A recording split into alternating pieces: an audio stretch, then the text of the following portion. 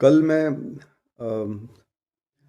Warren Buffett के बारे में जब पढ़ रहा था तो एक बड़ी इंटरेस्टिंग बात मिली उनके बायोग्राफी के अंदर। उनकी वैसे बायोग्राफी तो पढ़ी है मैंने, कल एक रिपोर्ट थी उनके बारे में, क्योंकि अभी वो रिसेंटली सीईओ की पोस्ट से रिटायर हुए हैं।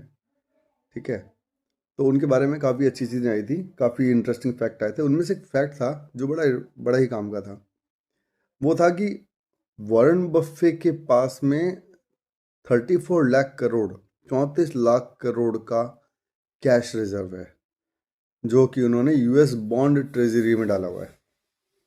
ये वो कैश है जिसको वॉरेन बफे, देखो क्योंकि इन्वेस्टर है, बहुत बड़े इन्वेस्टर है, आई थिंक दुनिया के सबसे बड़े इन्वेस्टर में से एक है। तो ये 34 लाख करोड़ उन्होंने इन्वेस्ट क्यों नहीं किया अभी तक? भाई इतना बड़ा अमाउंट तो इन्वेस्ट करना चाहिए। बट वॉरेन बफे मार्केट के बारे में, स्टॉक मार्केट के बारे में ये मानते हैं कि ओवर वैल्यूड है। सारे मार्केट्स, जितने भी दुनिया में स्टॉक मार्केट्स हैं, चाहे वो इंडिया का हो, चाहे चाइना का हो, चाहे इनफैक्ट अमेरिका का हो, वो ओवर वैल्यूड है। और ओवर वैल्यूड मार्केट जो होता है ना, वो हमेशा क्रैश जरूर होता है। वो नई चाल चलने से पहले एक बार क्रैश जरूर होगा।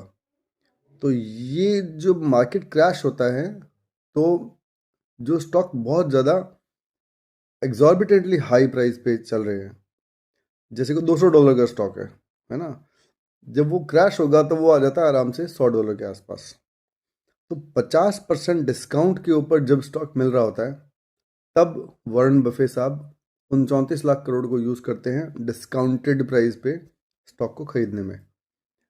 और वहाँ से फिर से दोबारा रैली शुरू होती है और फिर से अपने कैपिटल को वो कई गुना बढ़ा लेते हैं।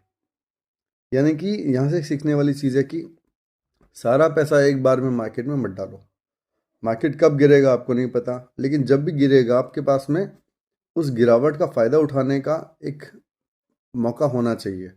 और वो तब होगा जब आपके पास में रिजर्व कैश होगा। रिजर्व कैश होगा तभी आप उसको डिस्काउंटेड रेट पे खरीद पाओगे, क्योंकि अगर सारा पैसा आपने पहले लगा दिया तो फिर आपको डिस्काउंटेड प्राइस पे खरीदने का मौका नहीं मिलेगा। तो ये बड़ी इंटरेस्टिंग चीज़ लगी मुझे उनके बारे में। Thank you.